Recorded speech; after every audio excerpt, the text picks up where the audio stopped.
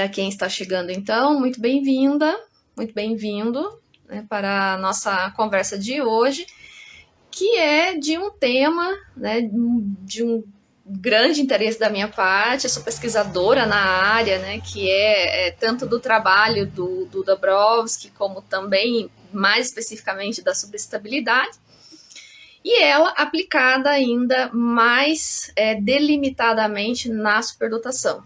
E então é um tema muito querido para mim, né? Eu gosto muito de falar sobre ele e eu vejo que cada vez mais é um tema que tem trazido algumas respostas importantes para questões também bem importantes da nossa vida, né?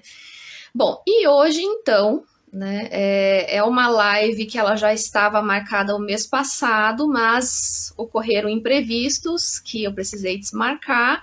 Então é a live do mês passado, está sendo feita agora, né? E o tema é o mesmo.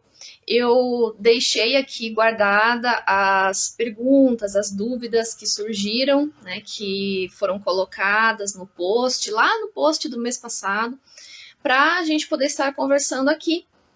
E também coloquei aqui no mesmo arquivo as dúvidas que foram surgindo quando eu fiz o post da live de hoje. Então, essa live, ela basicamente, em grande medida, vai ser para a gente conversar sobre algumas dessas questões que foram surgindo enquanto dúvidas, né? Alguns comentários que foram colocados no post do mês passado, mas, né, como sempre, eu trago sempre mais alguém, né, para a live, e hoje eu trago uma cientista da área que tem pesquisas muito interessantes e muito ricas voltado para o desenvolvimento socioemocional da pessoa superdotada, que é a Elizabeth Mika.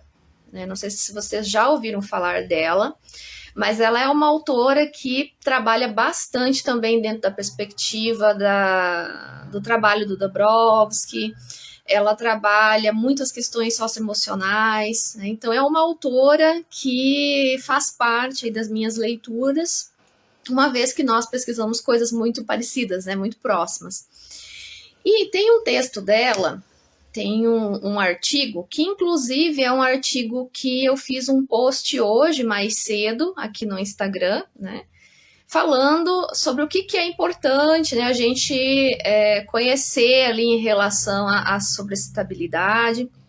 Então, eu fiz um post já relacionado a um recorte do artigo dela, né? E vou falar um pouquinho, vou falar brevemente só alguns dados que ela traz nesse trabalho, e aí a gente já inicia aqui o nosso bate-papo com as dúvidas, ok? Então, o texto que ela escreveu se chama Gifted Children, Over-Excitabilities, Developmental Asynchrony and Positive Disintegration, a Preliminary Clinical Study. Okay? Então, esse é o nome do artigo dela, onde ela, enfim, né, ela traz aí sobre as crianças superdotadas, sobre a estabilidade, desenvolvimento assincrônico e desintegração positiva. Um estudo clínico preliminar. Esse é a tradução do trabalho dela. E nesse texto, ela vai trazer alguns estudos que foram feitos pelo Dabrowski, tá? Então ela vai citar alguns estudos dele. Hoje eu vou ficar apenas nessas situações, em termos mais, digamos assim, do artigo em si, para que a gente tenha mais tempo aqui para as dúvidas e para até mesmo eu ir respondendo as questões que foram colocadas no post do mês passado e as questões que foram colocadas agora, né, nesse post. Então, eu vou fazer aqui só uma apresentação breve com relação ao que ela traz, para a gente fazer esse link, né, com o Dabrowski, o que tem a ver sobre a estabilidade, a superdotação, e para a gente ver que o Dabrowski também estudou as pessoas superdotadas, tá? Ele também estudou as pessoas talentosas, né? E aí ele tem algumas informações também em relação a isso para a gente, de pesquisas que ele fez na época. Então, nesse texto, aliás, que eu mencionei aqui, a Elizabeth Mika, ela reúne alguns desses estudos e traz para a gente aqui, citando, né? Ela cita alguns deles. Então, por exemplo, o Dabrowski, ele começa a estudar a sobrecitabilidade nos anos 1930. Então, se a gente for ver, é algo bem contemporâneo. Né? Não tem nem 100 anos ainda que alguém começou a falar disso dando este nome. Porque não quer dizer que isso já não tenha sido falado antes, em outros espaços até, fora da própria psicologia, por exemplo, dentro até da filosofia ou em outros espaços. Mas não com essa delimitação e não com esse nome, tá? E tanto que aqui também uma coisa importante, né? Essa palavra sobreestabilidade é uma tradução do inglês, do overexcitability, que por sinal é uma tradução do polonês. Então, no polonês, o Dabrowski, ele não fala exatamente essa palavra sobre excitabilidade. Ele vai falar de excitação psíquica elevada. Tá? No polonês é assim que ele se refere. Excitação psíquica elevada, que por sinal foi traduzido por overexcitability para o inglês, e aqui a gente tem então a tradução da língua portuguesa do inglês, e não diretamente no caso do polonês, tá? Então, essa excitação psíquica elevada, o Dabrowski começou a estudá-la nos anos 1930. E de lá para cá, né, ou seja, até ele vir a falecer e tudo mais, ele produziu muito sobre isso. Ele tem muito mesmo, muita produção em torno desse fenômeno, que também ele foi delimitando cada vez mais ao decorrer dos anos, né? E aí, o que acabou acontecendo? Ele não estudou especificamente só o público com altas habilidades ou superdotação. Não, ele não fez isso. Ele fez um estudo de uma amostra, aliás, de algumas amostras, tá, na época, porque ele acabou estudando uma ampla amostra de diferentes pessoas. Dentre elas, né, ele fez um recorte de amostras de criança e adolescente com superdotação, dentro do que era compreendido como superdotação na época também, tá? Então, o que ele observou, né, dessas amostras, né? Que havia nesse público, né, de crianças e adolescentes, uma expressiva, ou seja, uma grande expressividade dessa energia toda, né, dessa excitação, muito mais do que em outras crianças ou outros adolescentes, né? Então, ele começou a observar que nessas crianças superdotadas e naquelas que tinham algum talento em alguma área com mais expressividade, isso era perceptível. Então ele acabou, como eu disse, na época havia uma noção de superdotação muito circunscrita à inteligência intelectual, então ele acabou estudando essas pessoas que tinham, né, uma medida de quociente intelectual superior na época, em função do que se compreendia por superdotação na época também, né? Então, de 1930, quando ele começa a estudar acerca da sobreestabilidade, até ele estudar o público superdotado, vai se passar mais de 30 anos, porque em 1962, então, ele conduz um estudo com essas crianças e esses adolescentes, que já eram identificados, né, com superdotação, e ele vai estudar em Varsóvia, né, 80 crianças. Então, essa é uma amostra inicial que ele fez na época, entre crianças e adolescentes, aliás, né? E ele escolheu essa amostra pautada nos talentos intelectuais e também nos talentos artísticos. Então, essa amostra foi mesclada entre a área de ciências e a área de artes. Então, esses 80, entre crianças e adolescentes, eles eram nessas áreas, nessas duas áreas. E aí, então, o que ele pôde observar dessas crianças? Aqui eu coloquei algumas anotações a partir do artigo da Elizabeth. Então, o que o Dabrowski observou? Que todas as crianças e jovens, né, dotados apresentam sintomas, ele vai chamar assim, que seria aqui os sinais, né, sinais de excitabilidade, né, essa excitabilidade aumentada, como ele chama, né? E também apresentam sinais de neurose, né? Então, aqui eu não vou adentrar muito nessa questão da neurose, porque acabaria abrindo muito, né, ao nosso tema de hoje, e eu não teria tempo para atender todas as perguntas que foram feitas. Mas, futuramente, em outro momento, eu farei uma live para falar disso. O que Dabrowski está chamando de neurose? Por que ele está dizendo, né, que as pessoas superdotadas, e aqui é uma coisa que ele coloca, né, as pessoas superdotadas também são neuróticas, mas o que isso quer dizer, afinal de contas, né?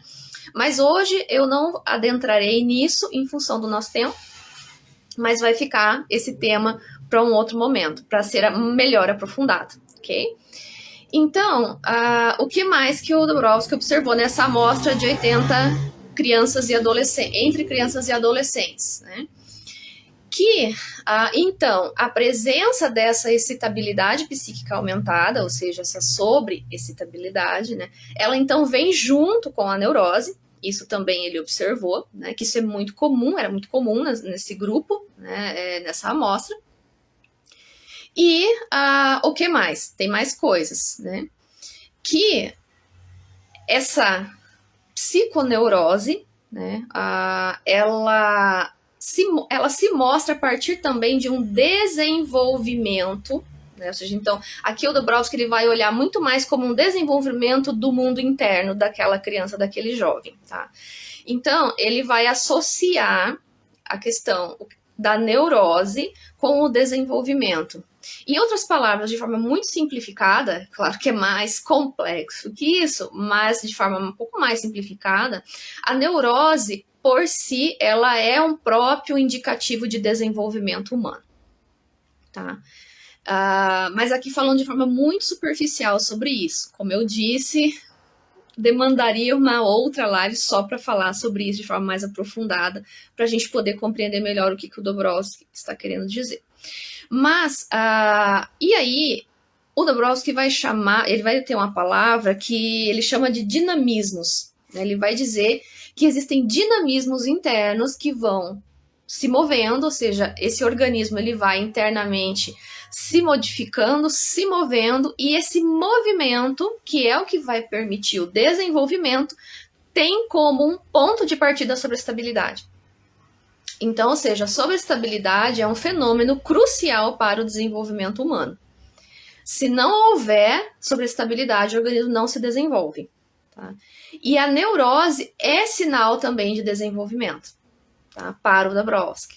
Claro que aqui com muitas ressalvas e com muitas situações peculiares que a gente hoje não vai tratar aqui. Tá? Mas o que mais o Dabrowski observou nesse grupo, né, nessa amostra entre 80 crianças e adolescentes? Que todos eles estavam em desintegração positiva, né? Então aqui também é um termo muito, muito importante dentro da teoria do desenvolvimento do Dabrowski. A desintegração positiva é um processo que, de forma assim muito breve, significa que para que nós possamos sair do estado onde nós estamos e adentrar em outro, nós precisamos desintegrar para que possamos reintegrar em algo diferente, de forma muitíssimo simplificada. Tá? Então, quem já viu alguma coisa do Dabrowski, ou viu até mesmo outras lives aqui do canal, ou viu mais alguns posts, eu falo bastante disso em vários lugares. Mas para quem pode estar assistindo essa live por primeiro, né, ou seja, ainda não teve um maior contato com a temática, pode ficar se perguntando, mas o que é desintegração positiva, né? Então, de forma muitíssimo simplificada, seria isso. Tá? Muito. A coisa é bem mais complexa que isso, mas aqui só para ter uma brevíssima noção mesmo. Então, para que a gente possa se desenvolver, é necessário que haja uma desintegração. Essa desintegração, ela não ocorre de uma vez, ela vai se dando aos poucos, né? Ela vai parcialmente, e isso se mostra na forma de crises. Então, muitas vezes, uma crise emocional, ela está sendo motivada por um processo de desintegração, desse dinamismo interno, que faz com que haja a possibilidade de uma reorganização diferente da psique. Né? Então, ou seja, a psique vai rumando para níveis mais elevados de desenvolvimento. E por isso também, muitas vezes, né, aqui falando da questão da superdotação, muitas vezes pode-se confundir essas crises de desenvolvimento com psicopatologias. Então, até mesmo pode-se medicar uma pessoa sem necessidade, porque ela está passando por uma crise de desenvolvimento, ela não está vivendo uma psicopatologia, mas pode se assemelhar muito. Né? Então, por isso que pode-se haver muitas confusões. E essas crises começam desde a infância. Então, desde os pequenos, desde os bebês, já começa a ocorrer falando do bebê com superdotação, né? Que é aquela criança que tem um neurodesenvolvimento diferenciado das outras. Então, nesse sentido, que o Dabrowski também traz esse dado, né, desse grupo que ele pesquisou, de que dava para observar, né, que o desenvolvimento da personalidade dessas crianças, desses adolescentes com superdotação, é um desenvolvimento diferenciado e que está muito sujeito a essa desintegração positiva em muitos momentos, e isso levando, então, elevando, né, os ditos sintomas neuróticos. Então, aquilo que é considerado sintoma neurótico pode, quando ele começa a ficar muito exacerbado, pode estar ali ocorrendo uma crise, e essa crise sendo motivada por uma desintegração, que por sinal tem como motor a sobreexcitabilidade, como um dos fatores, tá? Não é somente a sobreexcitabilidade que move uma crise de desenvolvimento, mas está em conjunto com outros. Ok? Aqui a Bárbara colocou que crianças com superdotação, né, podem ser confundidas com TDAH. Bastante. Né? É muito frequente, por sinal. Muito mais frequente até do que a gente imagina. Porque se desconhece todo esse dinamismo, né, da questão da superdotação, as similaridades, as diferenças. Né? Então, quando a gente não conhece para além daquilo que a gente tem, a gente tende a querer encaixar tudo naquilo que a gente conhece. Né? Então, se nós conhecemos alguns traços de TDAH, nós vamos achar que é TDAH, mas não necessariamente, nem sempre. Às vezes pode ser ou pode não ser. Né? E com outras situações também, né? Não só o TDAH. Bem, então, aqui o Dabrowski também vai pontuar nessa pesquisa, né, de que devido, então, a muitas vezes essa exacerbação, ou seja, esse aumento, né, de sinais neuróticos, que vai trazer, muitas vezes, muito sofrimento, é preciso, então, a inserção de um processo psicoeducativo adequado, e, em alguns casos, até mesmo a questão do atendimento voltado mais às questões clínicas. Por quê? Porque esse processo de desintegração, ele pode ser tão forte que aquela criança, aquele jovem, ou mesmo a pessoa adulta, pode ter dificuldade de dar conta disso sozinha. Né? E é onde entra os processos necessários à psicoeducação. Né? Quando a gente fala do atendimento educacional especializado para crianças, para jovens, isso quase não é falado para pessoas adultas, mas também existe, né, muitas vezes essa necessidade. Nós estamos falando também de um apoio para as crises do desenvolvimento.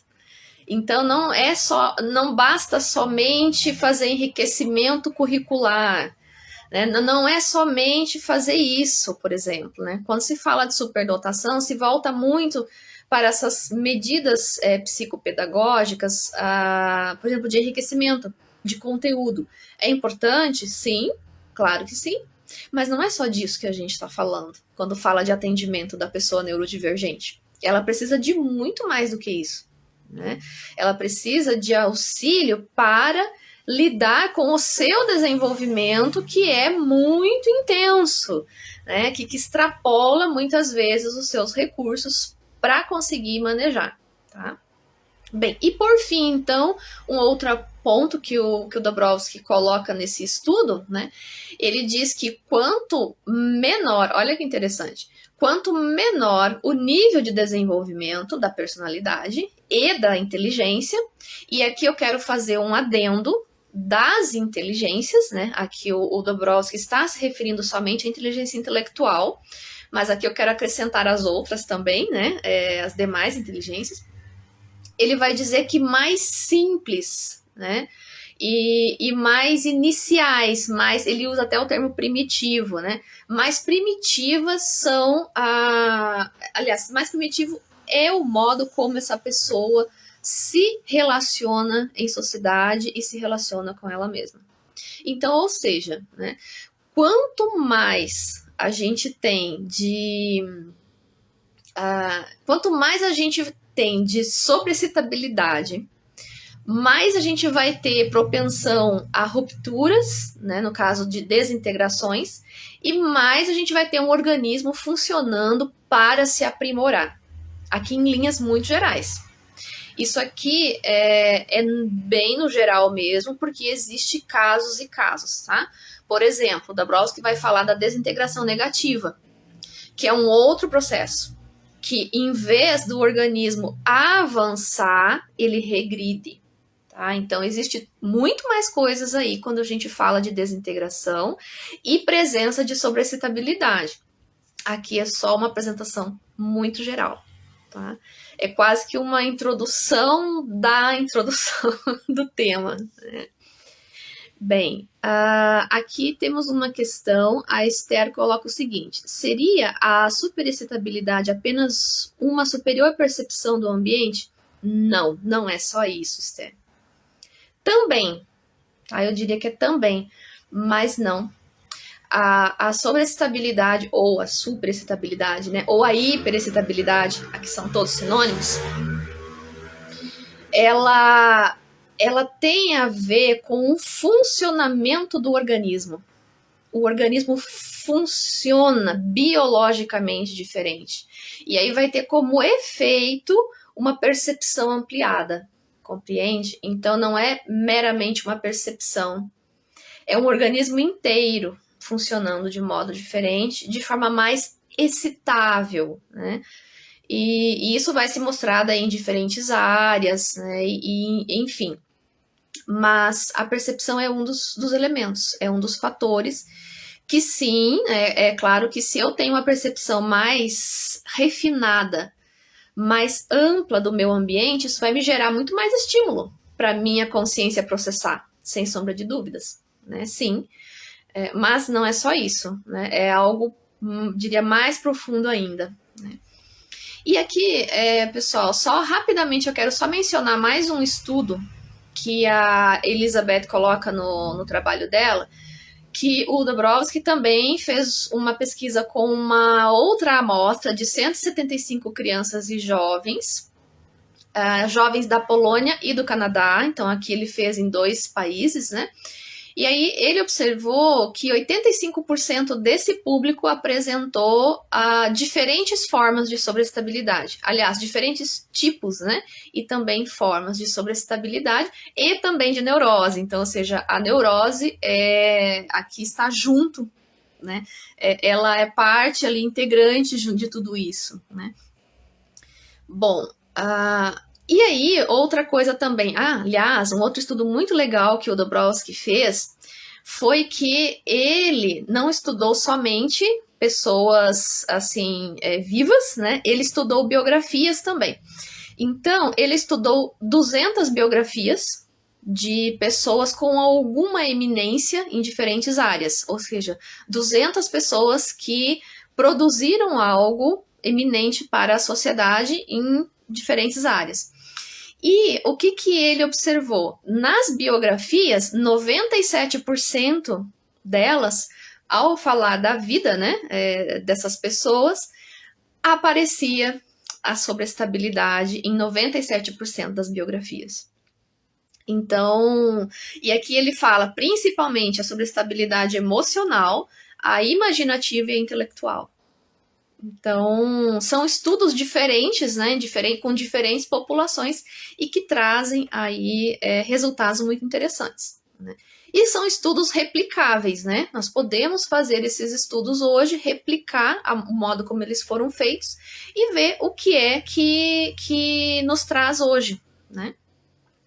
Bem, eu vi que aqui teve algumas questões enquanto eu estava falando. Deixa eu só voltar um pouquinho para eu poder respondê-las e não deixar nada para trás. Aqui temos uma questão assim: a sobreestabilidade poderia ser confundida com transtorno como o TDAH e o TOC? Sim, sim. Mas aqui a questão é que por que também muitas vezes acaba se confundindo? Porque nos transtornos, seja eles quais forem, tá? De qualquer classe, de qualquer grupo, aliás, nos transtornos, a sobreestabilidade está ali, de alguma forma.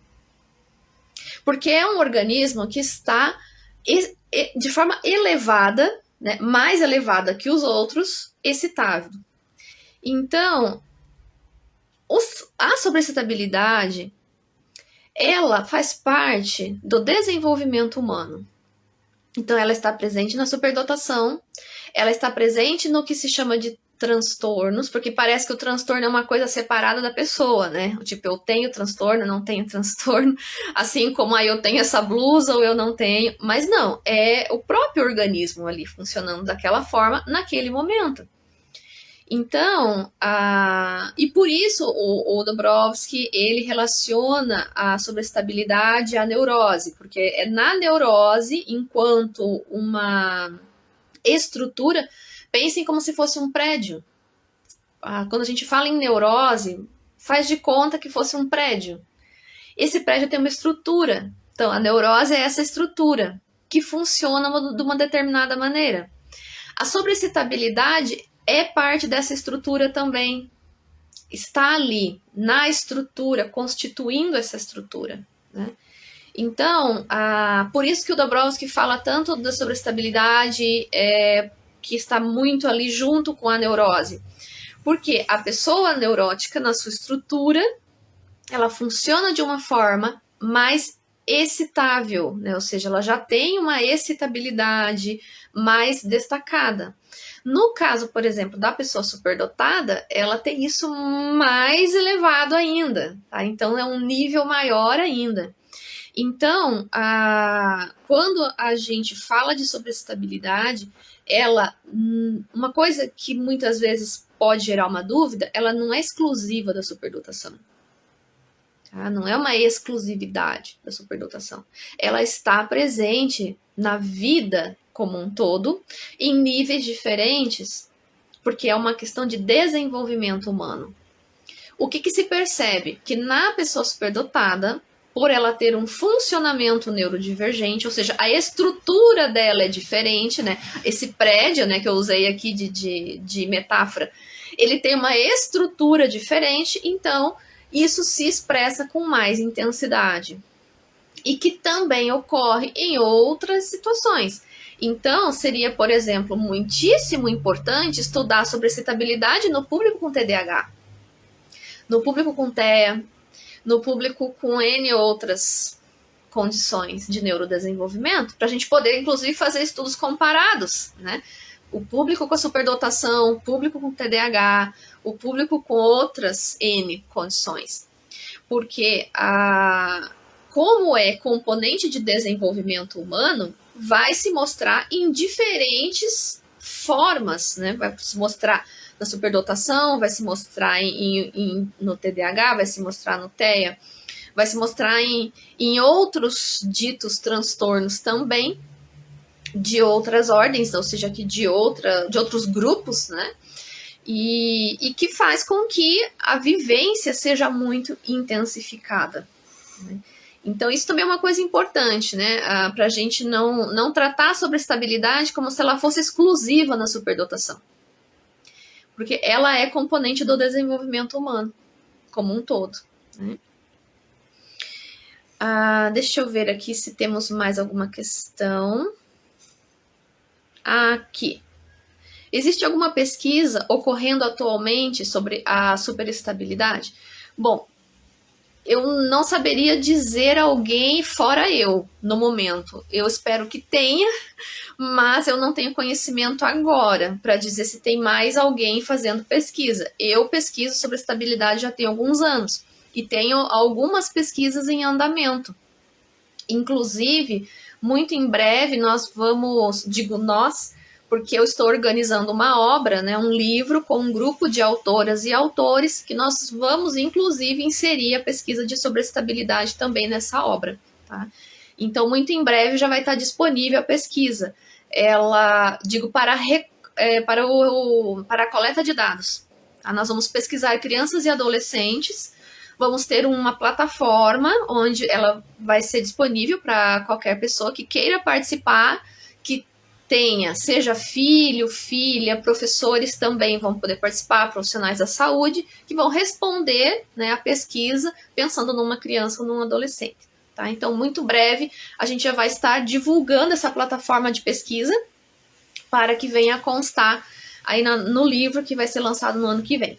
Tá bom? Então, esse é um dos meus projetos, mas eu também tenho outros. Eu também vou, ano que vem, estar realizando o meu doutorado e pretendo estar trazendo a sobreestabilidade também no meu doutorado. Esse ano eu publico o meu livro acerca de sobreestabilidade.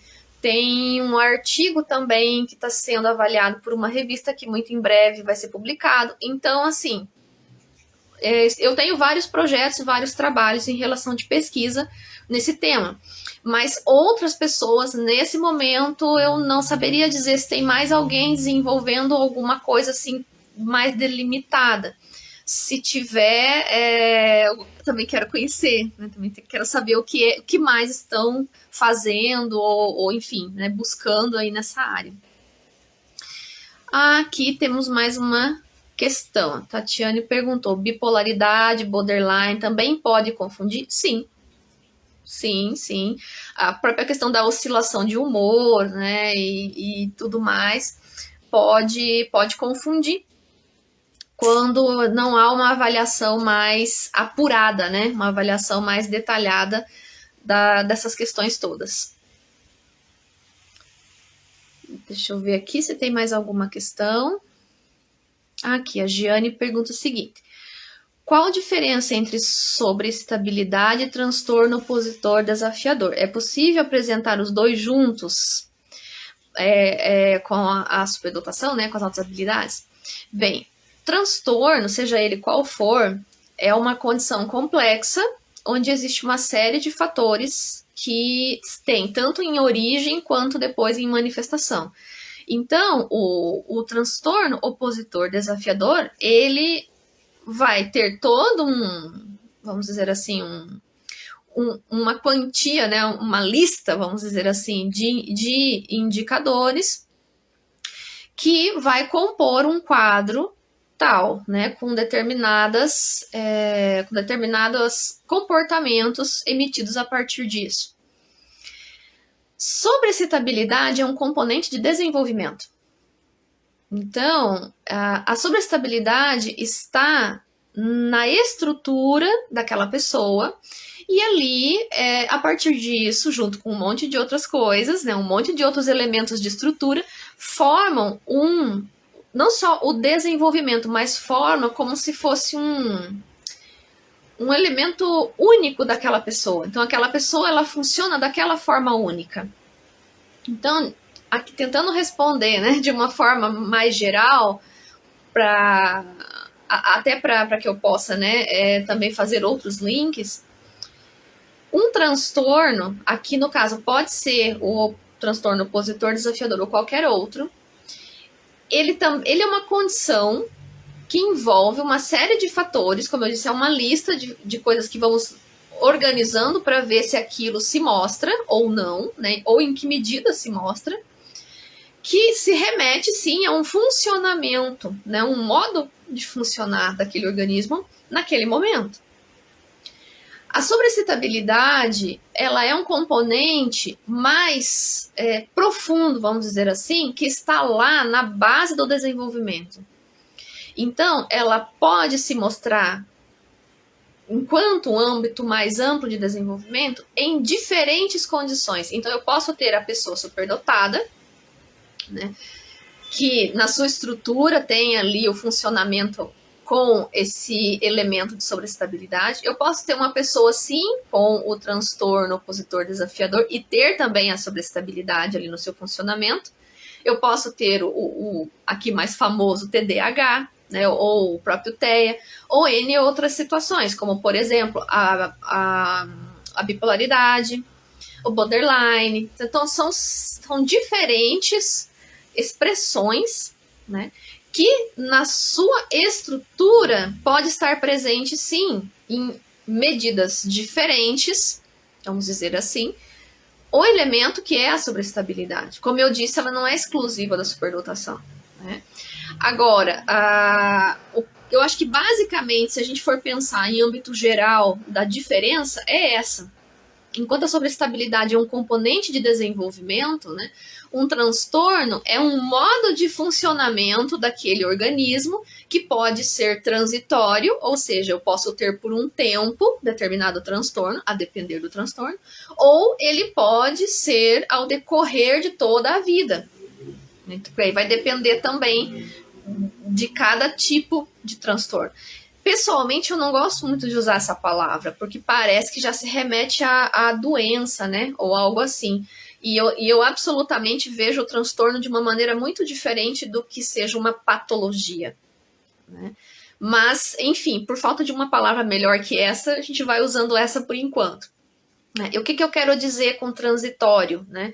Por exemplo, quando eu tenho a depressão, pegar aqui um exemplo mais popular, né? Eu posso ter um episódio de depressão na minha vida, fazer um tratamento e nunca mais ter aquele transtorno.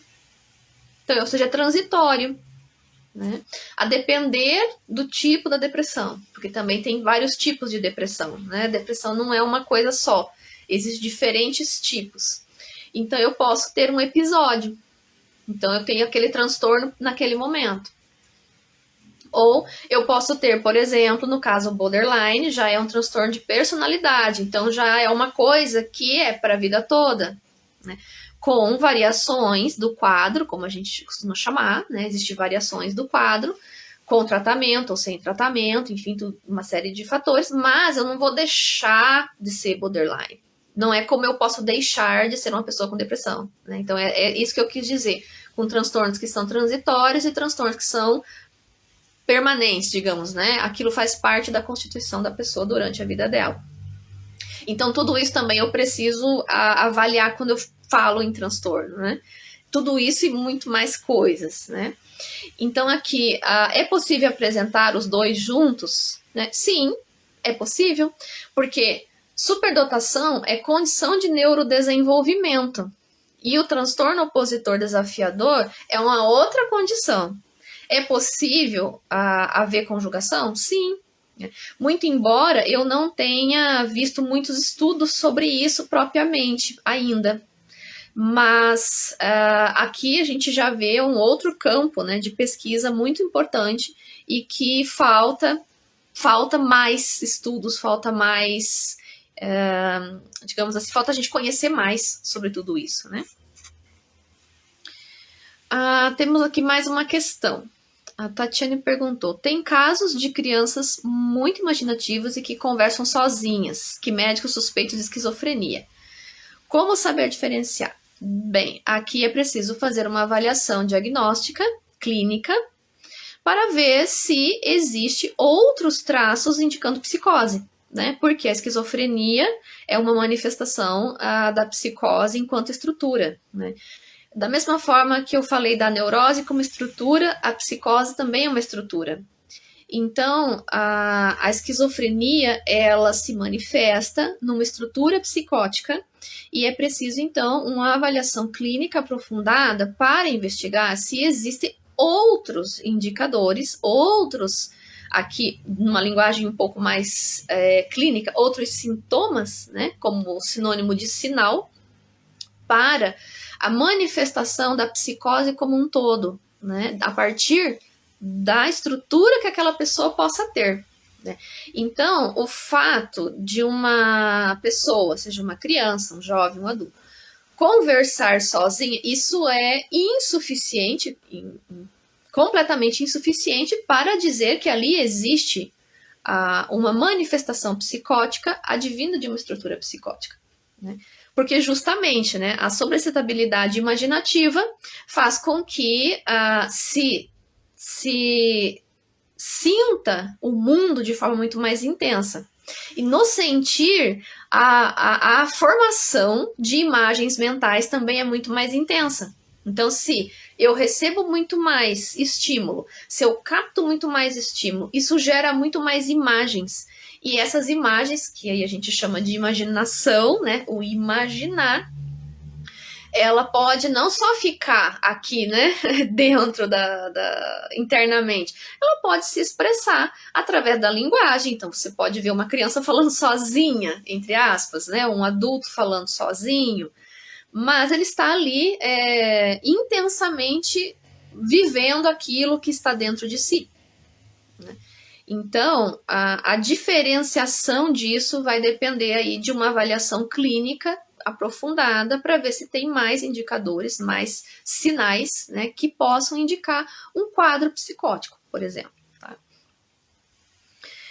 Aqui temos mais uma questão. A Esther colocou, é como se o processamento das percepções fosse otimizado, então? Sim, é algo nesse sentido, sim. Ou seja, você consegue, né, receber os estímulos com muito mais intensidade e isso sendo também processado com muito mais intensidade. E, em grande medida, isso nem é consciente também, tá? Tem mais isso. Não é que se esteja plenamente ali consciente o tempo todo de tudo que se está recebendo e processando, né? E assim por diante. Aqui temos uma outra questão que é assim.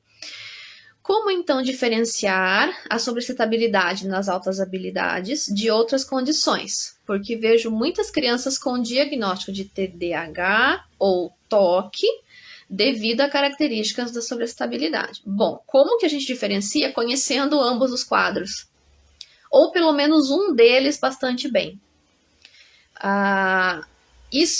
Aliás, essa questão se remete muito à formação profissional, seja de quem for, né? Principalmente de quem avalia, seja na área da educação, ou seja na área mais da saúde. Quem avalia, pelo menos uma dessas coisas a pessoa precisa conhecer muito bem, porque conhecendo uma, já vai saber minimamente diferenciar e dizer, olha, pelo menos eu sei que é isso e pode ser que seja outra coisa também. O que eu quero dizer com isso? Por exemplo, eu tenho toda a minha formação na superdotação. Eu não avalio TDAH, por exemplo, né? Eu não avalio TOC, ou TOD, ou TEA, nada disso. Mas quando chega para mim, como eu conheço a superdotação, né? Se eu percebo que tem algum sinal de outras condições, que eu gosto de chamar tudo de condições, né, em amplo âmbito, assim. Se eu percebo que pode haver traços, eu faço um encaminhamento para quem de fato vai poder avaliar com profundidade. Porque tudo isso é muito complexo. É muito complexo avaliar TDAH, é muito complexo avaliar TOC, TOD, tudo. Tudo é muito complexo, né? Então, a partir da formação que eu tenho, eu consigo perceber sinais, se eles aparecerem, né, se houver, com um conhecimento mais geral que eu tenho das outras condições, ou, enfim, transtornos. Esse conhecimento geral que eu tenho me permite ver ali básico. E a partir disso, eu faço um encaminhamento. Então, como que a gente diferencia? Eu diria que a gente precisa estudar muito. A gente precisa estudar muito, pelo menos uma das condições que a gente trabalha. E aí, o que acaba acontecendo muitas vezes, né? A manifestação da sobreexcitabilidade, as manifestações, eu vou colocar aqui no plural, que sempre é mais de uma, né? As manifestações são confundidas com transtorno, por quê?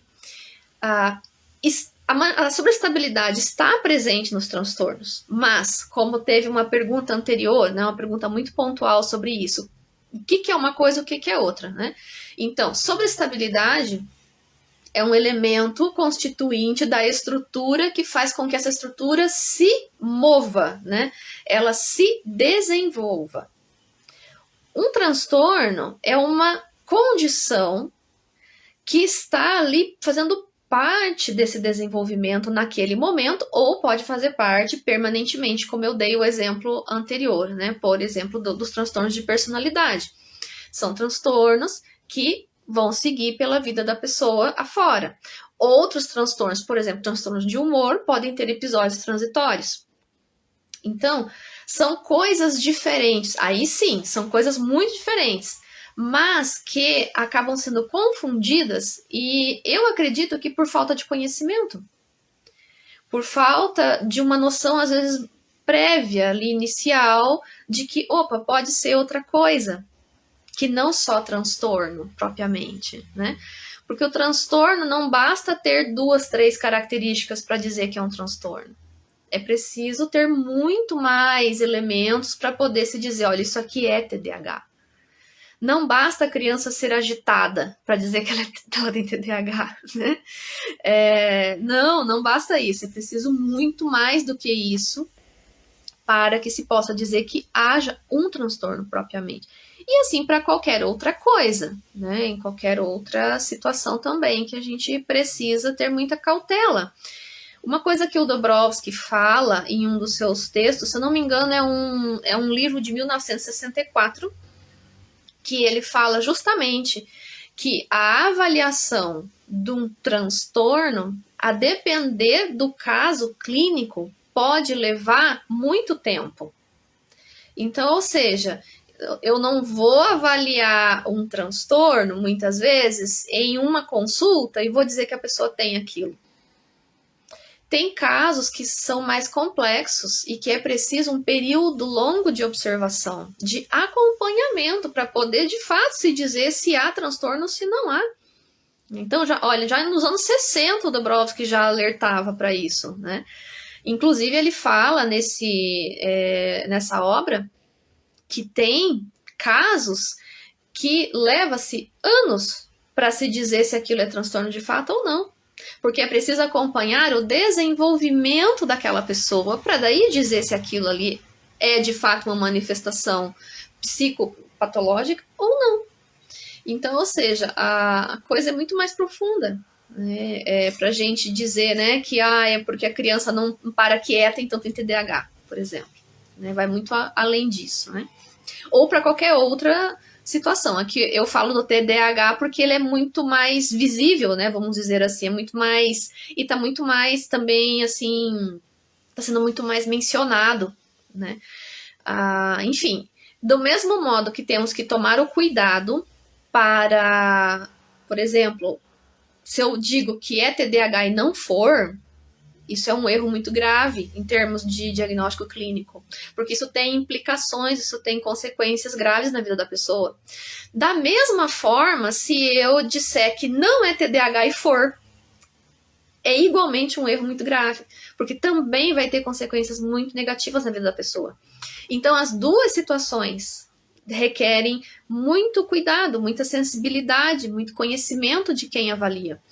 Porque se for e eu disser que não é, essa pessoa terá problemas. Mas o contrário também é verdadeiro. Se não for e eu disser que é, também. Né? Então, é realmente algo bastante complexo. Né? Aqui a Mariana perguntou o seguinte: pode falar de estereotipia nas altas habilidades de superdotação? Olha, Mariana, eu não cheguei a ler algo mais específico sobre isso ainda. Eu vou ficar aqui te devendo, tá? Porque realmente eu não cheguei ainda ter a oportunidade de ler algo sobre. É algo que eu também desconheço, por enquanto, ok? Quem sabe mais adiante, em outro momento, eu possa estar falando algo em relação a isso, se eu chegar a entrar em contato, né, com estudos que se voltem para isso, tá bem?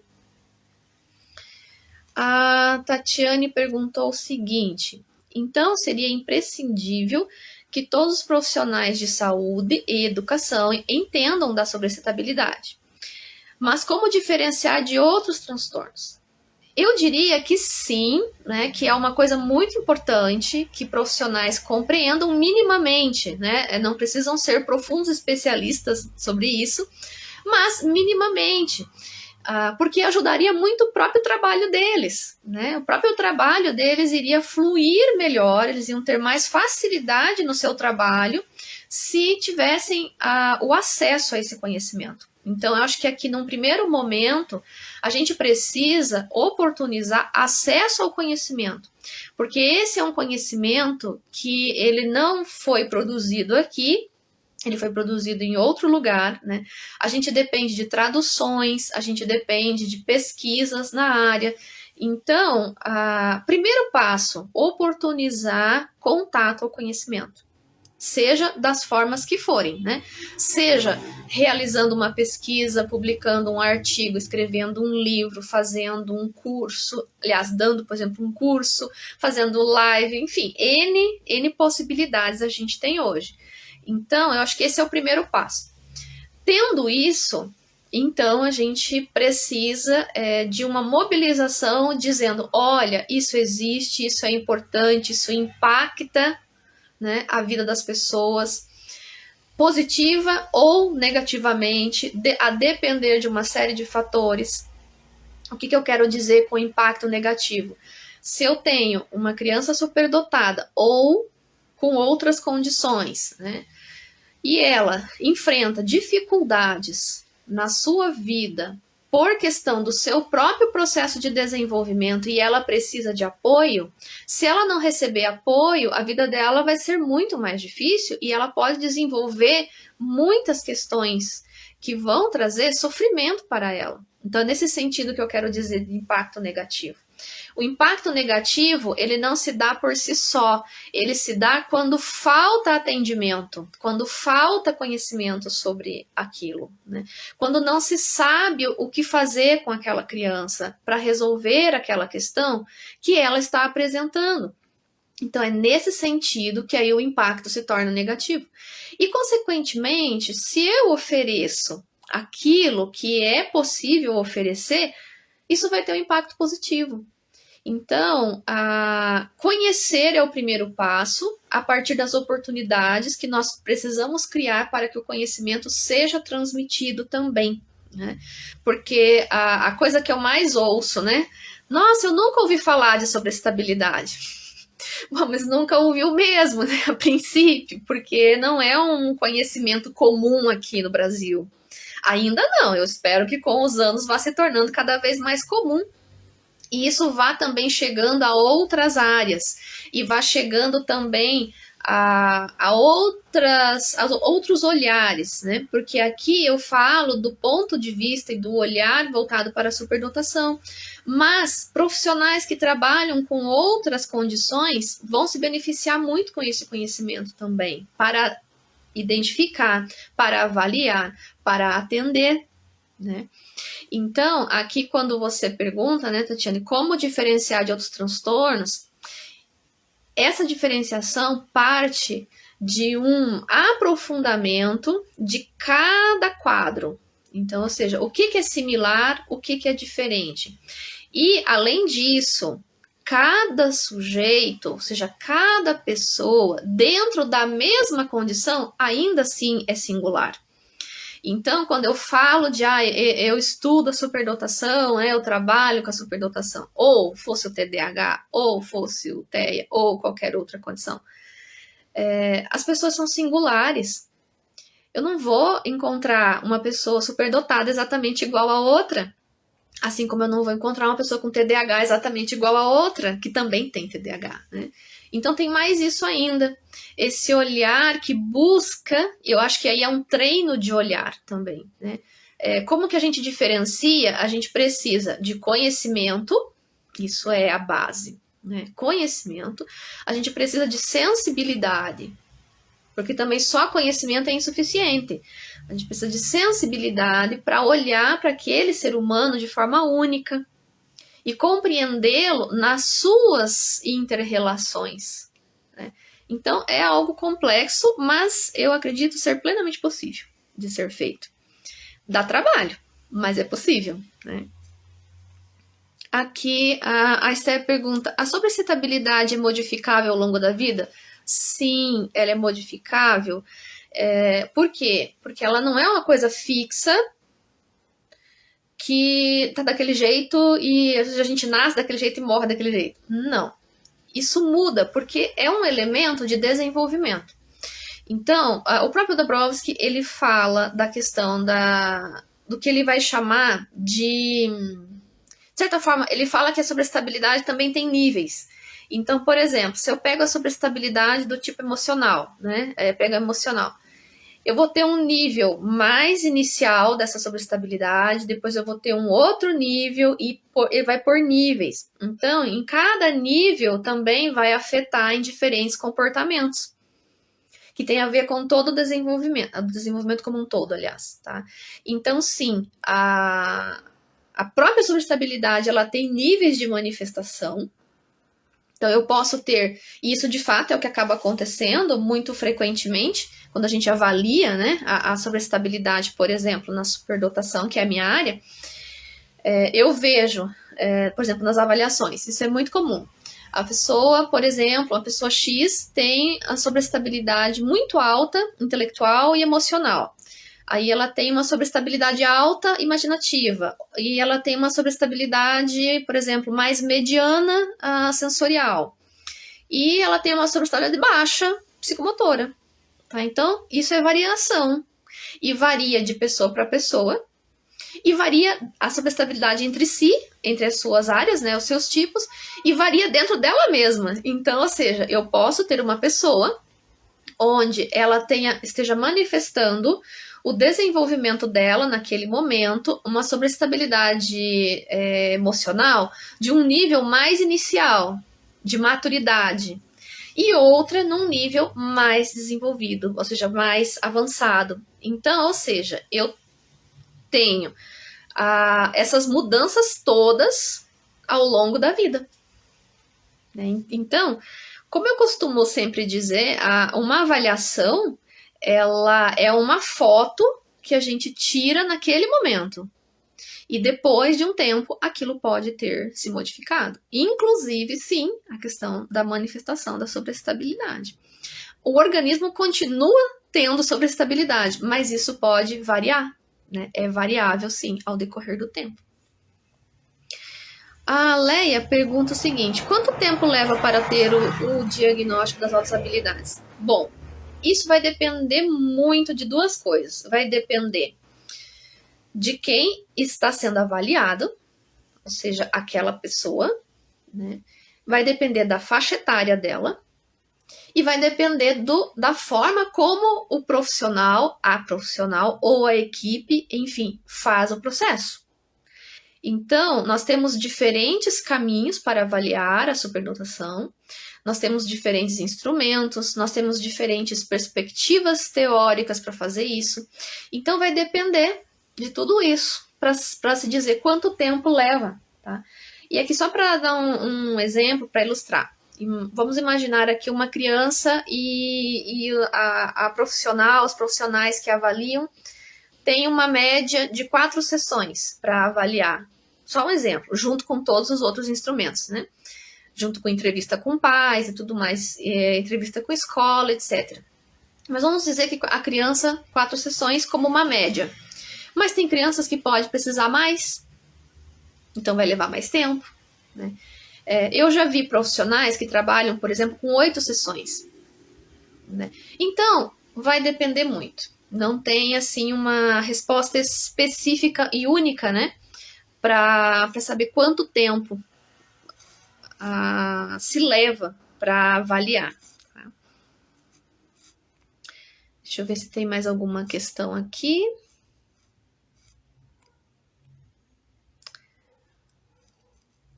Aqui. Sim, sobre... Aqui temos um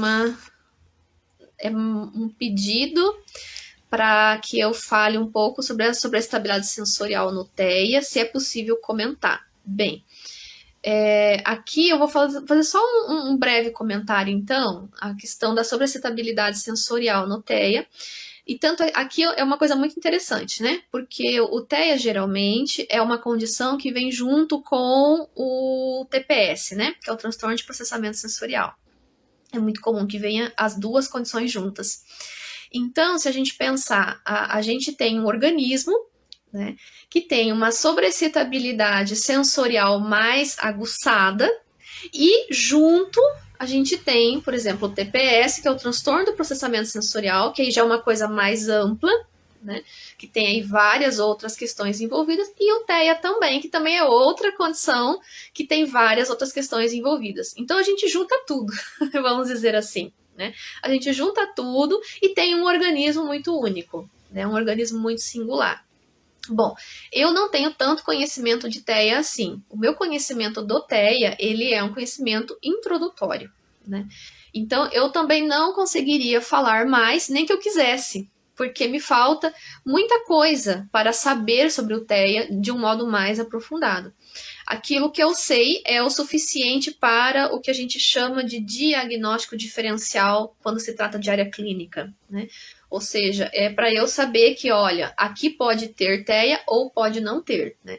Então, se eu desconfio que tem, vai para um profissional que seja especializado na área para poder avaliar adequadamente, tá? A Giane também perguntou: depois de um momento explosivo da criança, é possível ela apresentar tique? Ficar fazendo sons, piscando e etc? Podemos associar uma coisa com a outra? Sim. E por quê? Porque esses movimentos que podem ser, então, repetitivos, que a gente poderia aqui chamar de um tique, né?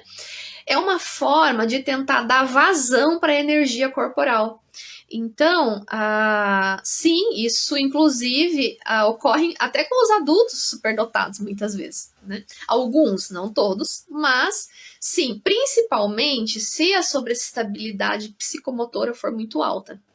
Então, esse corpo, né, ele tá com um nível muito alto de energia, ele precisa dar vazão para essa energia, então pode vir um comportamento físico para tentar diminuir o nível da energia para poder ficar confortável novamente, tá? Então, sim, isso pode acontecer e não só com as crianças ou os jovens, tá? As pessoas adultas também podem passar por isso. Aqui temos uma outra questão que é a seguinte: como distinguir uma manifestação de altas habilidades linguísticas e acadêmicas de um quadro de hiperlexia? Olha, eu desconheço o quadro de hiperlexia. Então, essa resposta eu não vou conseguir trazer aqui por causa do meu desconhecimento mesmo na área, né? Uma situação que eu ainda não tive contato sobre a hiperlexia e eu desconheço, então não consigo te responder. Eu vou ficar devendo sobre isso hoje. Deixe-me ver aqui se temos mais alguma questão. E deixa eu ver. Estamos com relação ao nosso horário também. Aqui a Cristiane falou: não entendi o que é a desintegração. Deixa eu ver se eu consigo trazer de uma forma um pouco mais simples algo que é tão complexo de ser explicado, na verdade. Primeiro, o que é desintegrar? É uma coisa que se desfaz, ok? Então, eu tenho uma determinada coisa, quando ela se desintegra, ela se desfaz, ela deixa de ser o que ela era. O que é desintegrar aqui que o Dobrowski está se referindo? Ele está se referindo ao desenvolvimento daquele organismo. Então, o organismo ele tem um modo de existir e ele, ao se desenvolver, partes desse todo se desintegra. E eu digo partes porque a desintegração ela nunca é totalmente feita de uma vez, assim, porque senão nós morreríamos, né? A gente não daria conta. Então ela é parcial, ou seja, é como se eu pegasse. Me vem um exemplo aqui, gente, uma imagem, que eu vou usar essa imagem para ver, quem sabe se ajuda. Me veio a imagem de uma pizza. Você sabe que a pizza é cortada em pedaços, né? Então imagina que a gente fosse essa pizza e cada parte, ou seja, cada pedaço é um componente de nossa existência. O que é a desintegração? Seria, por exemplo, ali eu pegar um pedaço dessa pizza e ela se desfazer. Ela se desfaz. Mas ela não desaparece. Ela reaparece, só que daí de um modo diferente. Então, é como se ali naquele lugar que tinha aquele pedaço de pizza, momentaneamente se desfez, mas se refez de um outro sabor, vamos dizer assim. Sei lá, a pizza é de queijo, daí um pedaço se desfaz e naquele lugar surge um pedaço de pizza, sei lá, do qual vocês quiserem imaginar. É isso que me ocorreu. Desintegração positiva é isso. Então, é uma parte, vamos dizer assim, de nós que se desfaz e se refaz de uma maneira diferente. E isso vai se dando, então, gradualmente ao decorrer de toda a vida, né? E como que isso se mostra? Muitas vezes com crises, né? Porque essa desintegração, ela não é fácil e ela não é simples. E muitas vezes gera muito sofrimento. Muito, muito sofrimento, né? E que precisa, muitas vezes, sim, de um acompanhamento, de um apoio. Quando a coisa é muito intensa, é muito forte, a gente pode não conseguir dar conta sozinhos. E isso falando desde das crianças pequenas, né? E aí, se a gente pensar essa desintegração, né, ela tem tudo a ver com a questão da sobreestabilidade. Porque o que vai fazer esse pedaço se desintegrar? É preciso que haja uma dinâmica que funcione, ou seja, num organismo que seja apto a gerar isso, né? Isso vem do próprio organismo. Isso não vem de fora, vem do próprio organismo, que ele mesmo começa esse processo.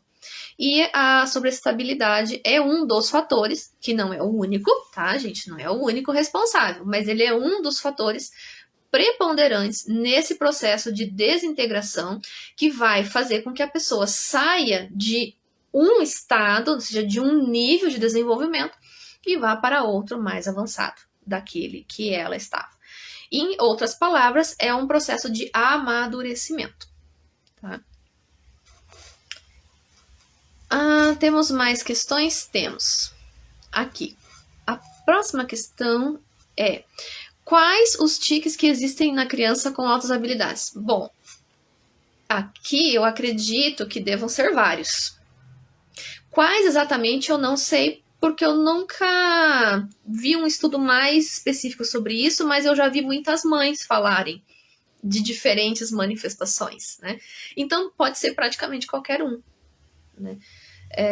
Eu já vi várias situações contadas por mães, mas eu não cheguei a ler algo, por exemplo, uma pesquisa mais específica sobre isso, que trouxesse uma lista, por exemplo. Tá? Temos aqui mais uma questão que é a seguinte: psicólogo não especializado em altas habilidades pode ajudar ou acaba atrapalhando? Eu acho que depende. Depende, porque vamos dizer, o ideal é que haja uma formação específica, né? Ou seja, que aquele profissional compreenda da área, porque se compreender, vai conseguir ajudar mais, né? É mais ou menos, eu gosto de dar alguns exemplos assim que talvez fique um pouco mais delimitados em relação a isso.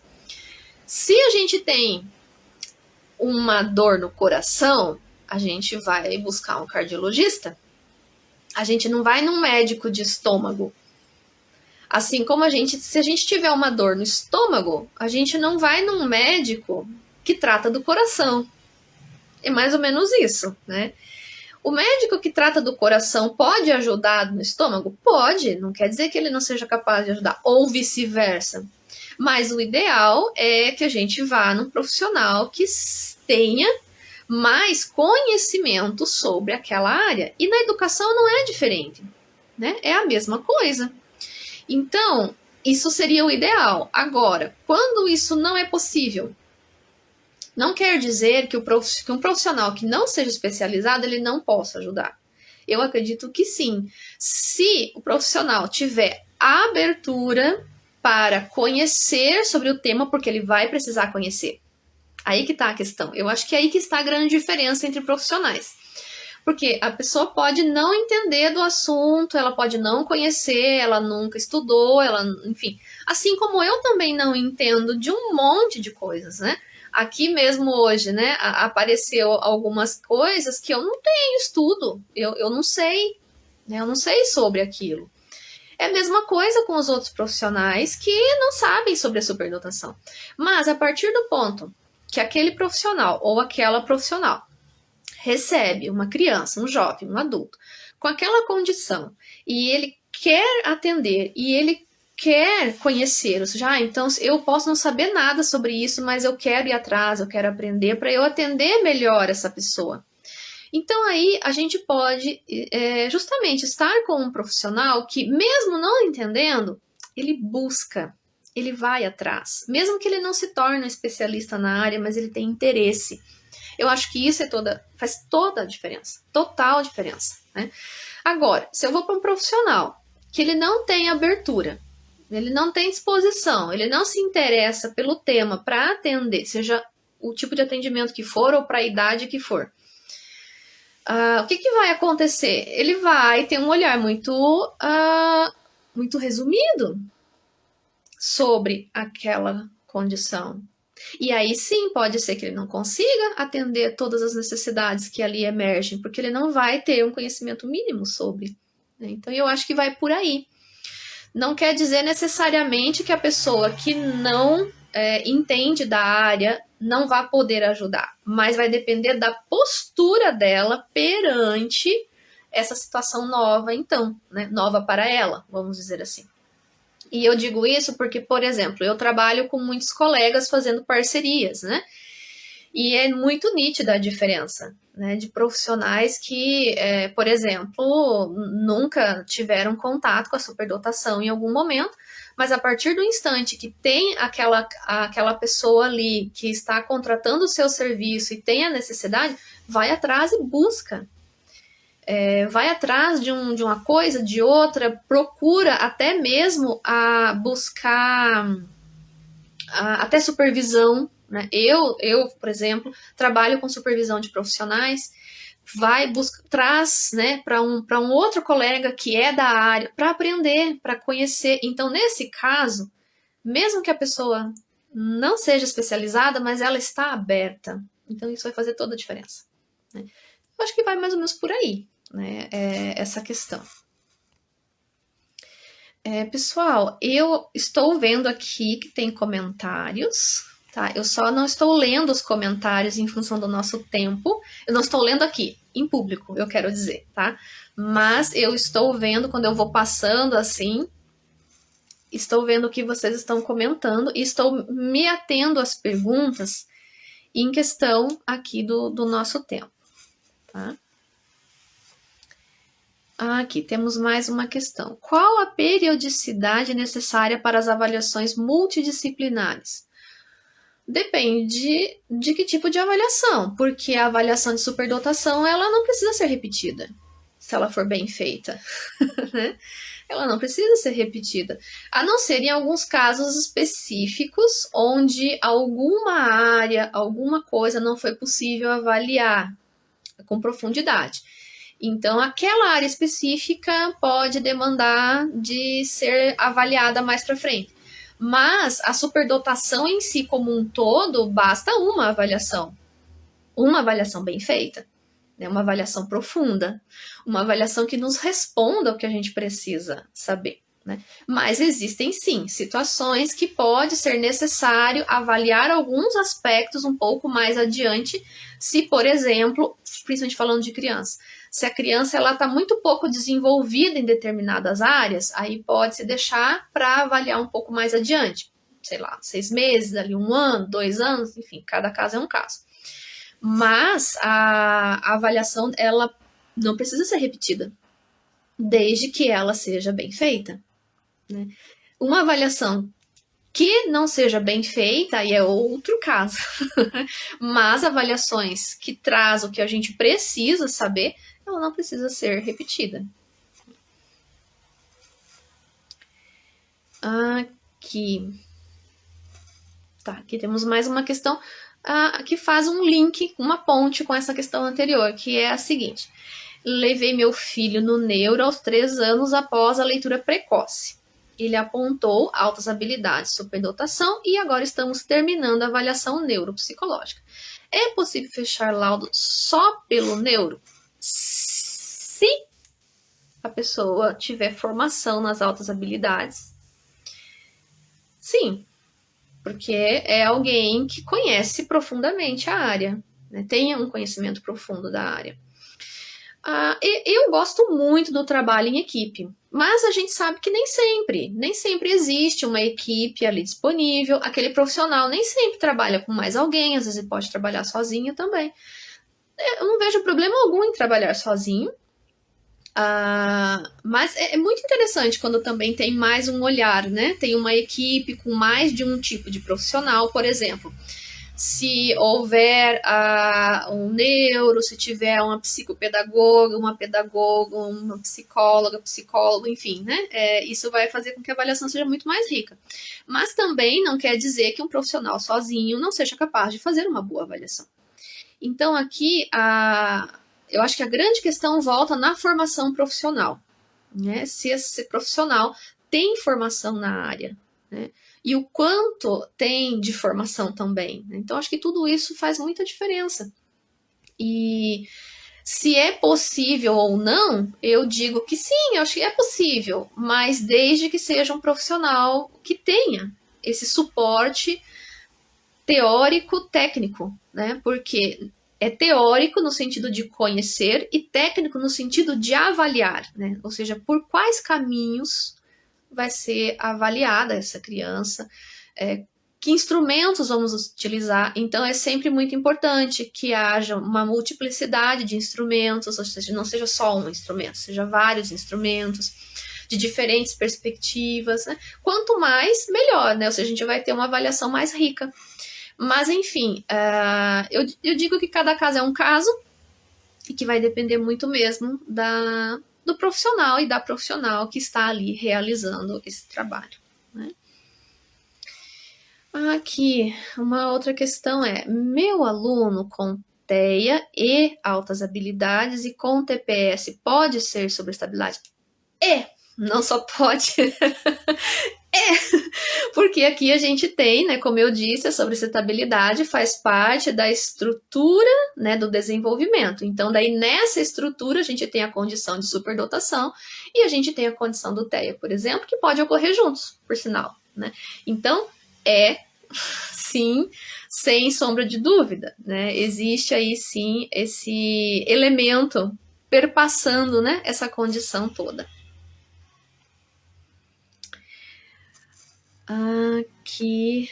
A Esther disse assim, vem estudar minha filha. Hiperlexia mais superdotação. Porém, eu creio que seja só superdotação profundamente acadêmica e linguística. Olha, Esther, eu fiquei curiosa do que é hiperlexia, depois eu vou dar uma olhada aqui no Google, tá? Vou sim, para ver o que é, pelo menos assim, no geral, né? Saber o conceito do que se trata, porque realmente fiquei curiosa, viu? Para saber o que é. Deixa eu ver se tem mais alguma questão. Só um instante, pessoal, que eu estou aqui passando os comentários. Aqui, o Alfredo faz uma pergunta que é a seguinte. Qual a diferença de abordagem na terapia entre alguém superdotado e alguém que não é? Bom, eu diria que em linhas gerais, né, porque aqui também daria uma live só para falar sobre isso, né, um tema bastante profundo e complexo, mas em linhas gerais eu diria profundidade. A pessoa superdotada precisa de uma terapia com profundidade, muito mais do que as outras pessoas.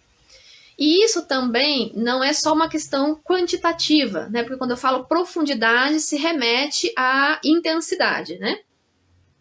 Não é só isso. A pessoa superdotada, ela demanda de um terapeuta, ou de uma terapeuta, né, enfim, uma capacidade muito maior de fazer conexões e de proporcionar para ela esse espaço para que ela faça as suas próprias conexões também. Isso numa intensidade muito maior, numa velocidade maior, né? Então, ou seja, a pessoa superdotada, ela faz muito mais conexões, ela faz muito mais rápido, e então ela demanda muito mais a terapeuta nesse sentido, né? Ela, muitas vezes, ela se lança com muito mais profundidade nas questões que ela está trazendo, né? E isso feito assim com uma intensidade imensa, que é efeito também da supraestabilidade. Então, eu poderia aqui falar também de outros aspectos, mas aí seria, né, como eu disse, uma live à parte para poder só falar disso.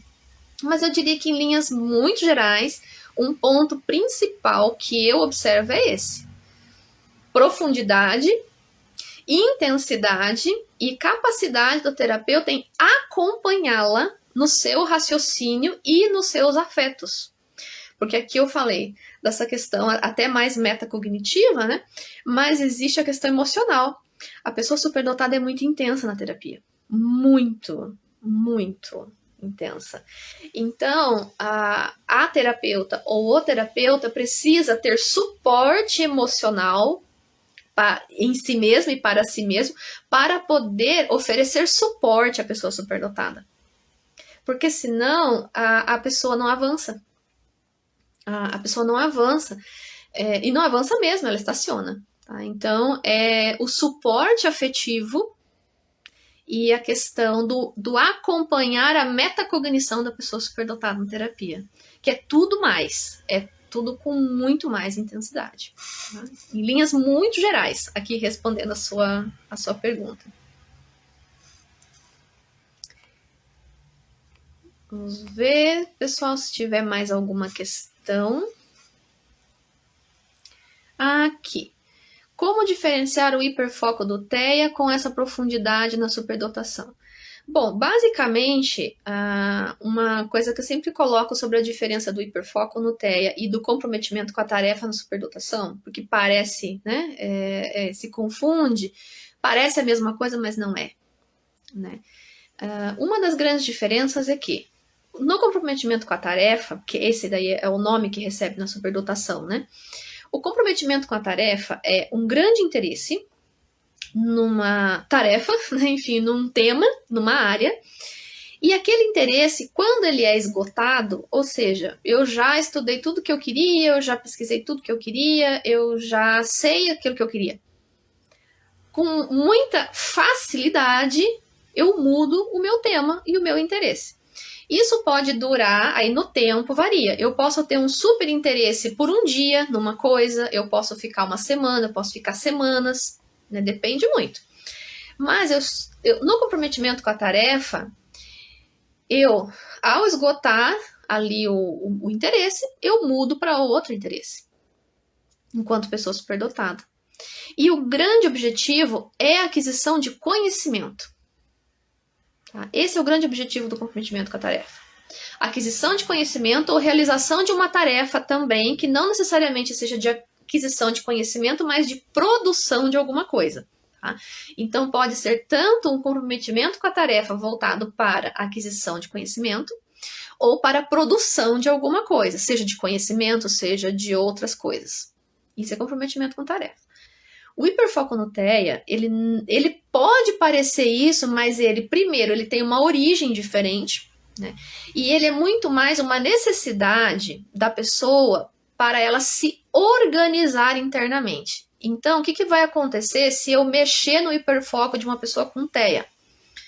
E aqui tem os níveis de TEA também, né? O leve e moderado e assim por diante. Então, se eu tenho, por exemplo, uma criança com TEA, um jovem, um adulto, quem quer que seja, e essa pessoa está no seu hiperfoco, naquele interesse, naquele momento, se eu interromper isso, eu posso gerar inclusive uma crise. Porque o hiperfoco tem o objetivo, além, dentre outras coisas, claro, também de aquisição de conhecimento, por exemplo, ou até de produção de alguma coisa, mas tem uma função de organizar o mundo interno da pessoa. É diferente do superdotado. O superdotado não tem comprometimento com tarefa para organizar o seu mundo interno. Ele faz aquilo por satisfação. E a hora que ele supriu a sua satisfação, não quero mais nem saber daquilo, já deu, enjoei, cansei, ponto. Isso não vai gerar crise, por exemplo. Claro que eu posso ter uma criança superdotada, super, ultra comprometida com a tarefa, que ela não levanta para ir ao banheiro, ela não quer ser interrompida, porque senão ela fica irritada, ela não quer nem comer, ela não quer dormir, né? De tão comprometida que ela está. Sim, isso também pode acontecer.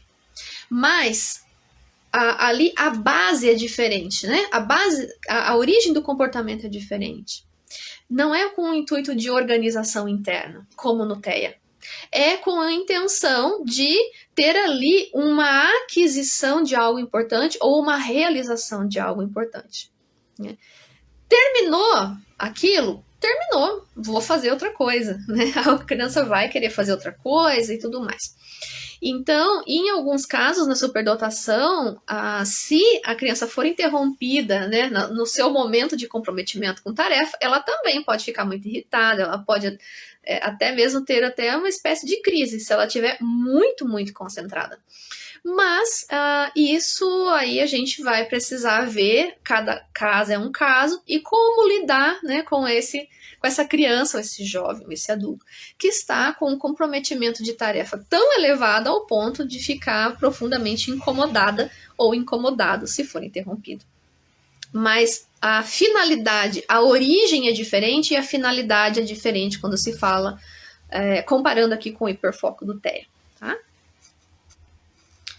Aqui tem mais uma pergunta sobre terapia, que é a seguinte: o terapeuta para o adulto superdotado precisa ser superdotado também?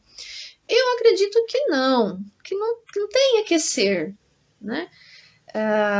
Porque também vai ter muitas variáveis aí nisso tudo, né? Pode haver, sim, uma pessoa que não seja neuroatípica, né? Vamos dizer assim, pode ser uma pessoa, um terapeuta neurotípico, e que consiga atender as demandas. Ele pode desenvolver habilidades suficientes para isso, né? Então, eu acho que é possível, mas isso vai depender de uma série de fatores, né? Se a pessoa ela tem as condições para isso, se ela quer isso também, né? Falando aqui da pessoa do terapeuta, né? Enfim, e da mesma forma, não tem como a gente afirmar necessariamente que um terapeuta que seja superdotado, ele vá também trabalhar super bem com pessoas superdotadas. A gente não tem como provar isso, né, só por ser superdotado. Vai depender também de uma série de fatores, né, acredito eu, ali do desenvolvimento da própria pessoa. Enfim, né, são questões que é difícil a gente afirmar que sim e que não, porque senão a gente generaliza, né? E as generalizações são sempre muito perigosas em qualquer aspecto da vida, né? Porque a generalização elimina a diversidade, né? E sem diversidade aí a gente morre. Então eu acho que cada caso é realmente um caso muito peculiar, né? É um caso único, individual, realmente, né? Deixa eu ver se temos mais alguma questão. Aqui novamente apareceu a questão do hiperfoco, né? Aqui, deixa eu ver. Aqui é um pouquinho diferente a questão. Tem diferença do hiperfoco do TEA para o hiperfoco do TDAH? Essa pergunta eu não sei responder. Porque eu não tenho muito conhecimento nem de TEA e nem do TDAH. O que eu sei é algo bastante mais geral, só para ali a identificação diferencial e o encaminhamento para profissionais especializados. Então, eu não saberia dizer sobre se há diferenças ou não, no caso dessas duas condições. Aqui, O hiperfoco do TDAH seria mais parecido com o da superdotação ou com o TEA? Isso eu também não sei dizer, porque eu não tenho um conhecimento mais aprofundado sobre o TDAH, tá? Então, vou ficar devendo essas respostas que realmente não sei. Aí são coisas a mais para eu também buscar e estar aprendendo. Aqui, uma outra questão é a seguinte: a criança consegue segurar essa sobreexcitabilidade em determinados lugares? Não. Tá? Nem sempre. Claro que não em todos os casos, mas em algumas situações não. Né? Ela acaba não conseguindo e aí precisa do apoio de uma pessoa adulta para poder ajudá-la. Né? A minha só fica explosiva em casa, embora às vezes o motivo vem da escola. Chega chateada de lá, mas não demonstra, e em casa chega reclamando e extravasa. Por isso, variar de lugar para lugar. Por isso, pode variar de lugar para lugar? Sim, exatamente. Aqui você trouxe uma descrição, né, Jeane, né? Você trouxe uma descrição disso mesmo. É exatamente isso que pode acontecer. E aqui, das crianças, adolescentes, até adultos, gente. Tá? Isso também pode acontecer com as pessoas adultas. Aqui uma outra pergunta. A sobreexcitabilidade pode comprometer a fala do superdotado? Pode sim. Principalmente quando a sobreexcitabilidade psicomotora é muito alta. E a sobreexcitabilidade intelectual também. Então, ou seja, um exemplo, aqui só para ilustrar, que eu já vi mais de um caso, inclusive, a pessoa tem tantos pensamentos que ela não consegue organizar a fala, porque ela está funcionando com tanta rapidez e está com tantas ideias e com tantas conexões que a parte física, né, motora, não acompanha. Então, pode haver, por exemplo, travas, né, na fala, ou uma fala muito acelerada, uma fala muito rápida. Então, várias coisas podem acontecer, sim, de comprometimento na fala e que possa ser decorrente de uma metacognição muito elevada. E nenhum problema psicomotor, propriamente. E a sobreestabilidade psicomotora associada também pode levar a isso, né, quando ela é muito alta. Então, sim, tá? É possível de acontecer em algumas situações. Pessoal, deixa eu ver se tem mais alguma coisa. Eu vejo que tem bastante comentários, né? Foram feitos aqui bastante comentários. E bem, teve só aqui algumas questões que foram colocadas no post da live, que eu também quero responder, e aí eu vou me encaminhando para o final, tá?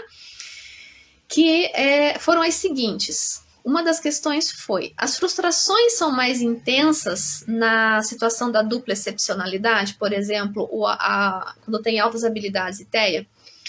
Bom, eu não saberia dizer se são mais intensas. Eu acho que depende tanto de cada caso, porque se eu dissesse que sim, são mais intensas, quer dizer que eu estou englobando todo mundo, e isso não acontece, né? Não quer dizer que, por ser a pessoa com altas habilidades e TEA, necessariamente todas as pessoas terão as frustrações vividas de forma mais intensas. Né? Então, aqui é novamente uma situação que vai depender muito de cada caso, né? Cada pessoa é muito singular. Vai depender, por exemplo, do atendimento que cada pessoa recebe. Então, eu posso ter aqui várias pessoas que tenham TEA e que também tenham a condição de superdotação. Mas cada pessoa recebe, né, um nível de cuidado, de atendimento diferente, ou não recebe. Então, é muito diferente eu ter uma pessoa que ela, por exemplo, ela nunca recebeu um atendimento especializado para as necessidades dela, daquela que foi atendida desde pequena. Então, vai ter uma diferença muito grande. Né? Então, tem uma série de fatores que vai influenciar. Então, se as frustrações são mais intensas ou não, valeria também um estudo, né? Uma pesquisa sobre isso, que traria para a gente alguma luz, né, sobre isso com mais profundidade.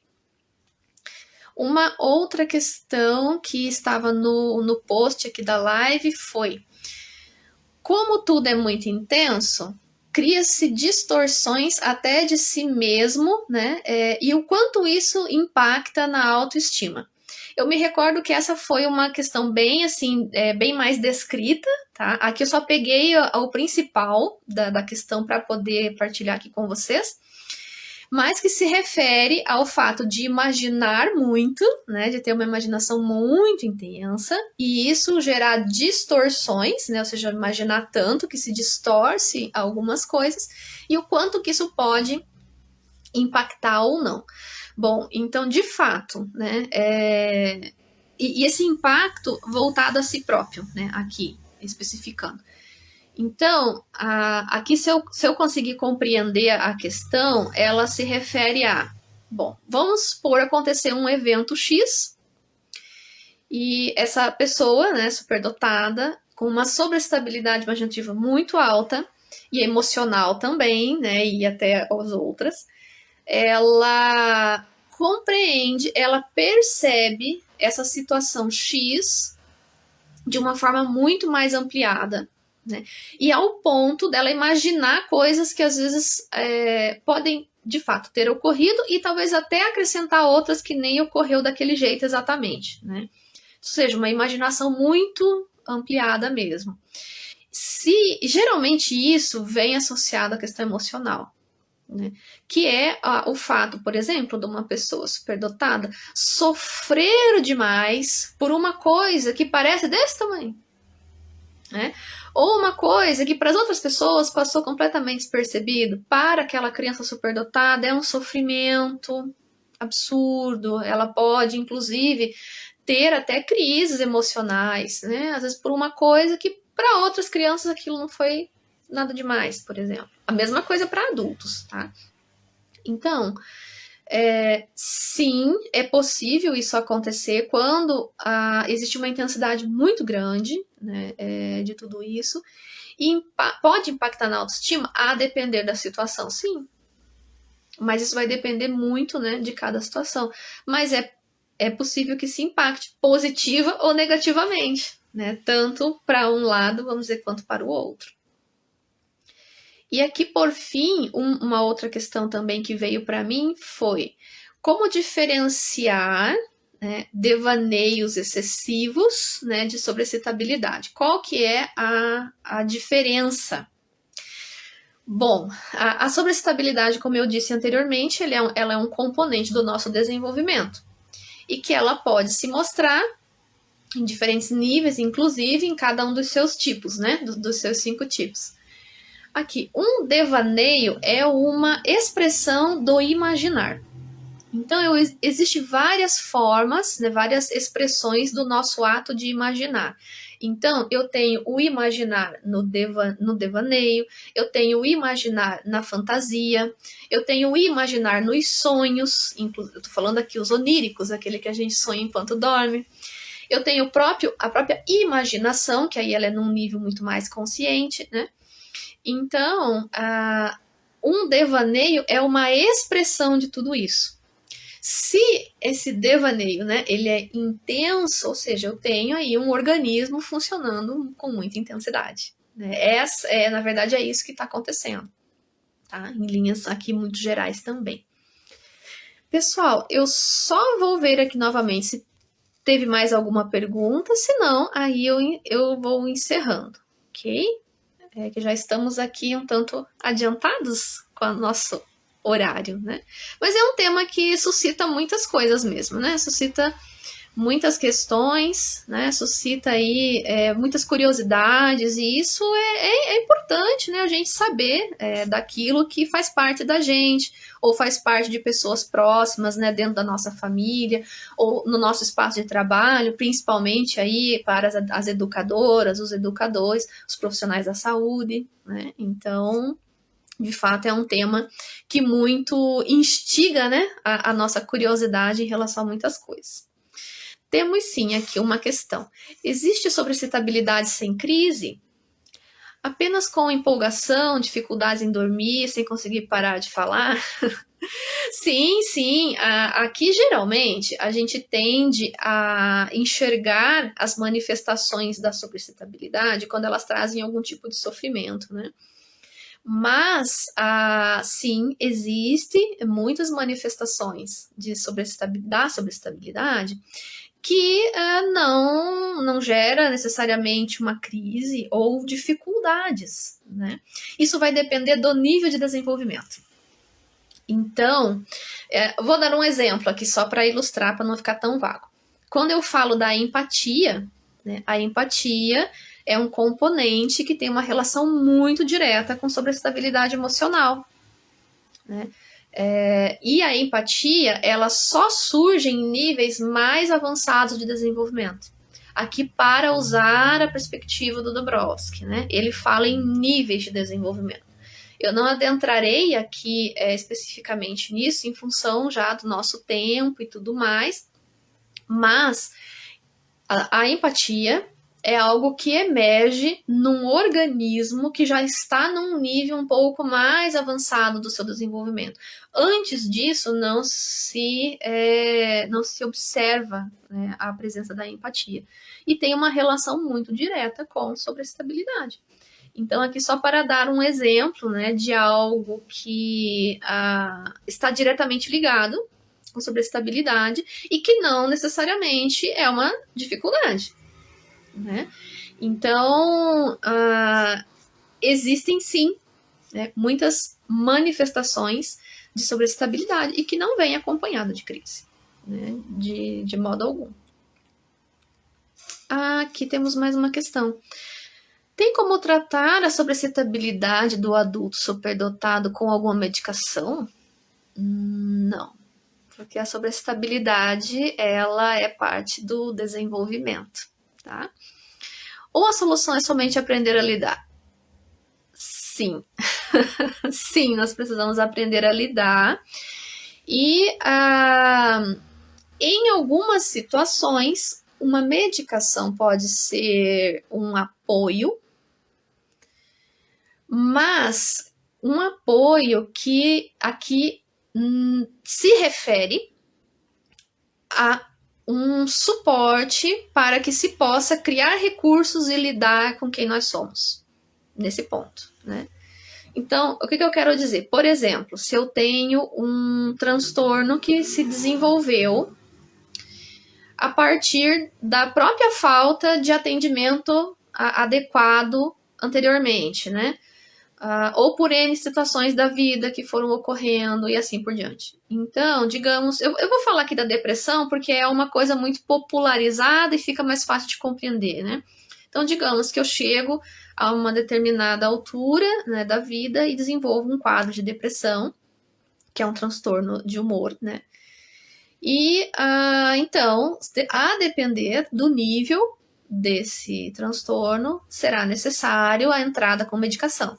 Nem sempre, depende muito de cada quadro, né? Mas aqui eu não estou tomando uma medicação para sobreestabilidade, né? Eu estou tomando medicação para uma condição que está ocorrendo comigo naquele momento, que serve como um suporte para que eu possa desenvolver recursos e vir a não precisar mais da medicação, né?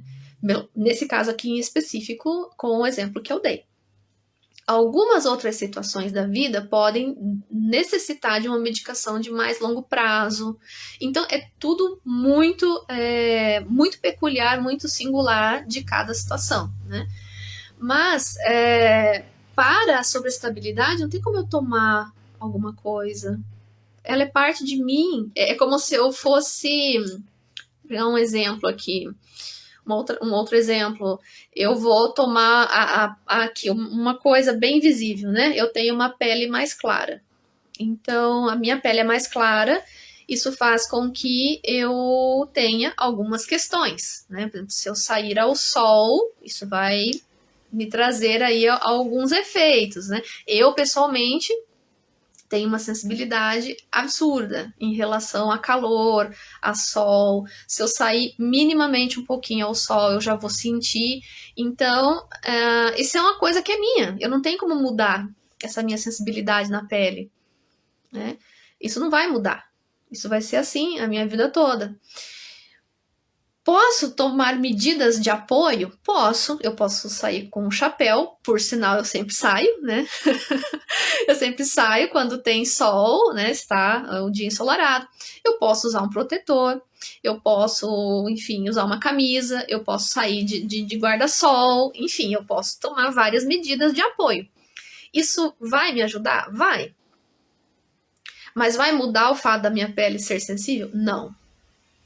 Então é mais ou menos nesse sentido, né? Então a gente precisa de recurso para lidar com aquilo que nós somos e aquilo que nós estamos vindo a ser também, né? Porque aqui entra a questão do que eu sou hoje e aquilo que eu vou me tornar.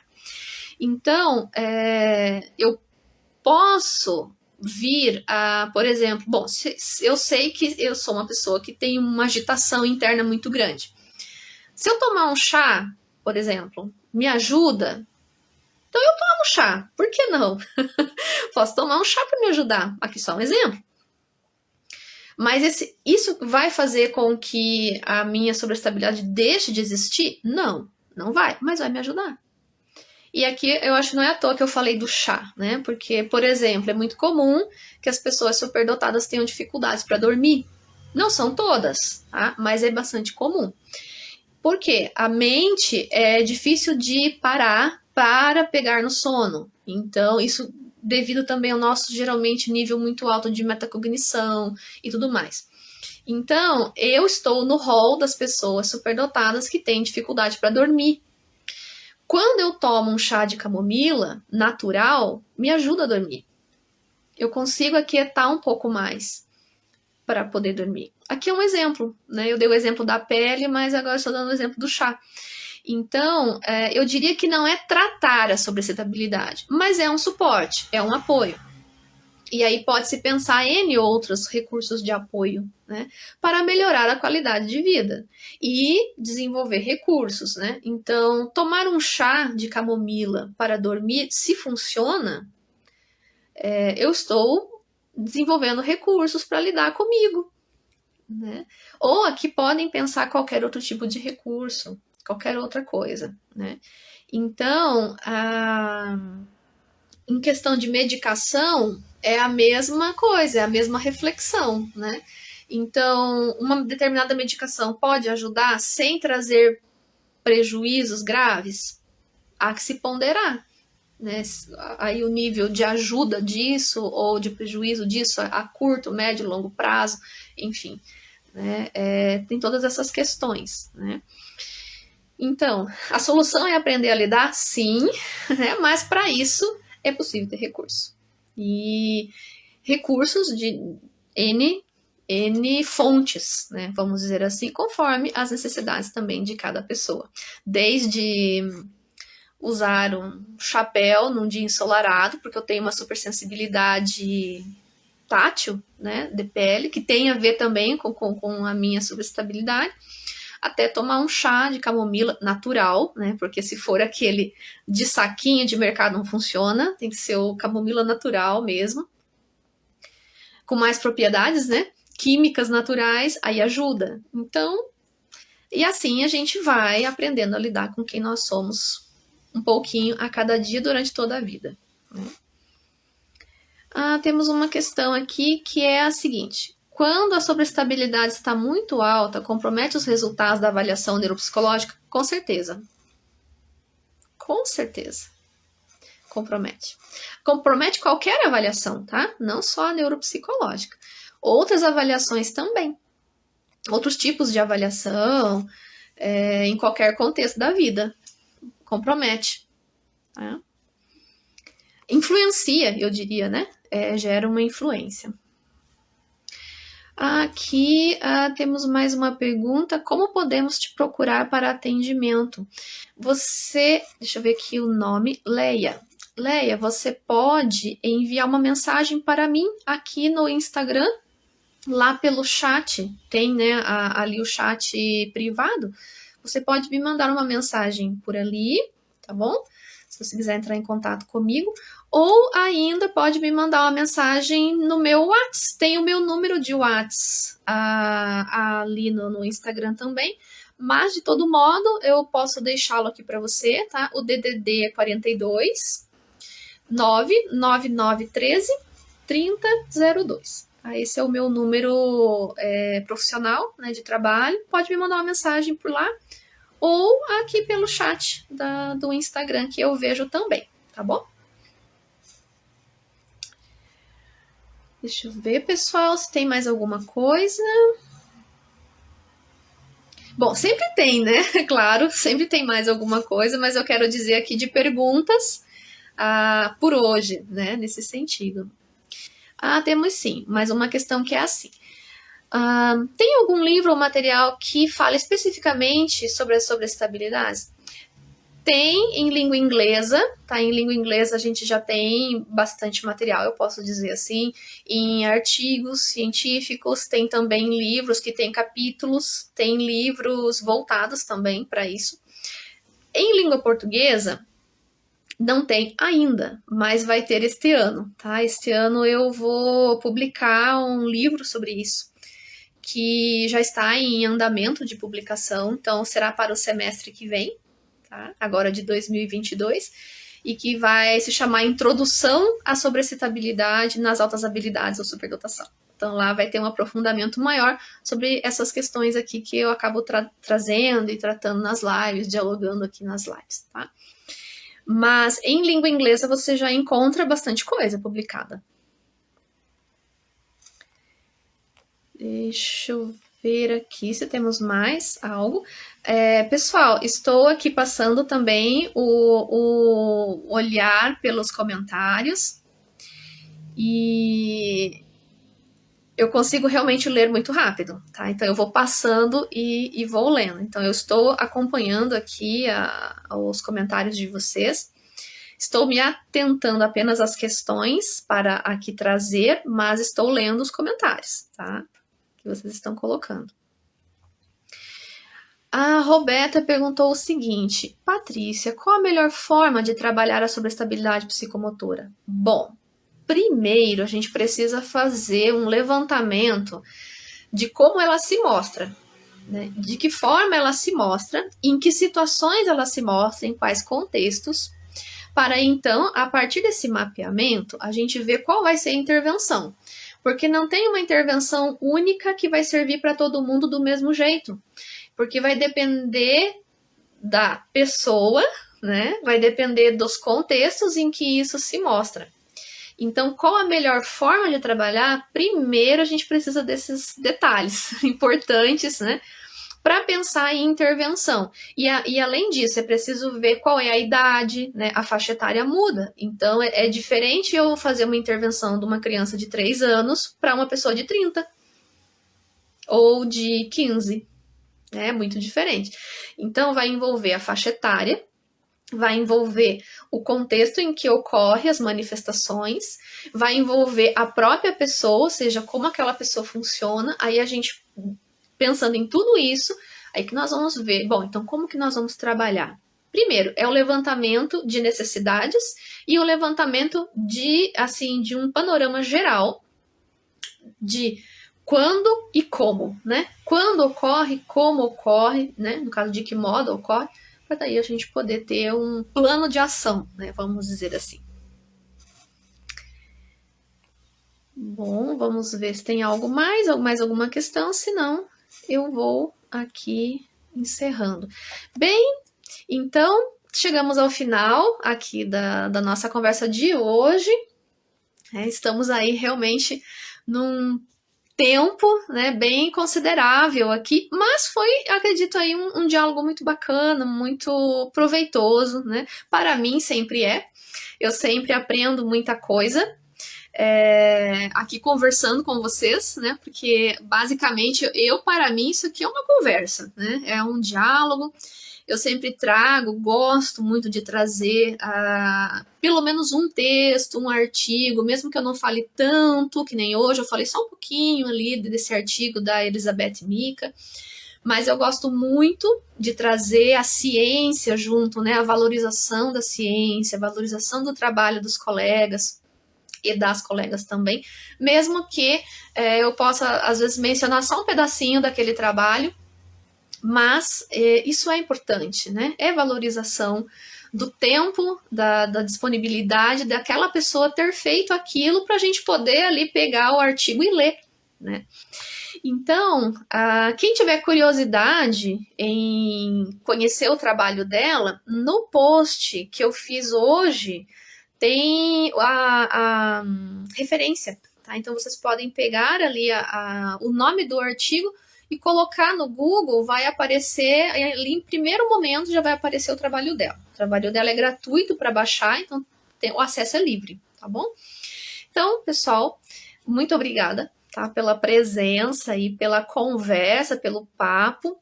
Agradeço aí por todas as perguntas, né? Sempre é muito bom entrar em contato com outras pessoas e saber o que é que elas também estão pensando, né? Então, as perguntas é uma forma da gente dizer também o que é que a gente está pensando, né? O que, que nós estamos querendo saber, o que é que está nos inquietando. Então, isso faz com que eu também cresça, né, como pessoa e como profissional. Tem coisas que eu sei um pouquinho, tem coisas que eu posso dizer que eu sei um pouco mais, e tem coisas que eu não sei. Né? Então, tudo isso faz com que a gente queira saber mais, né? Cada vez mais. Então, espero que em breve venhamos a nos encontrar novamente, né?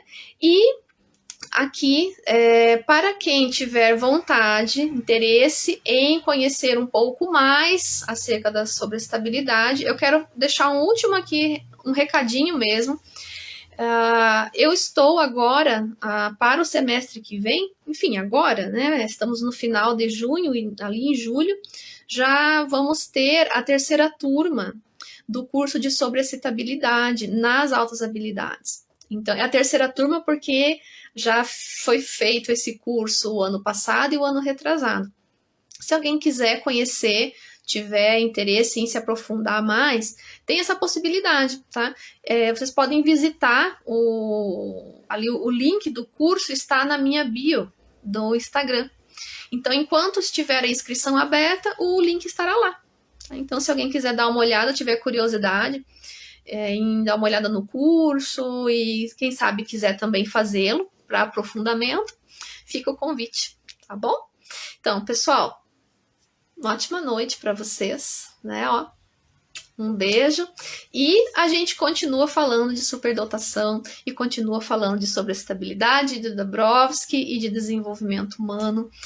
Enquanto a gente precisar falar de tudo isso, a gente vai estar falando sim, né? E acredito que a gente vai continuar precisando durante muito tempo, né? Porque estamos sempre desenvolvendo.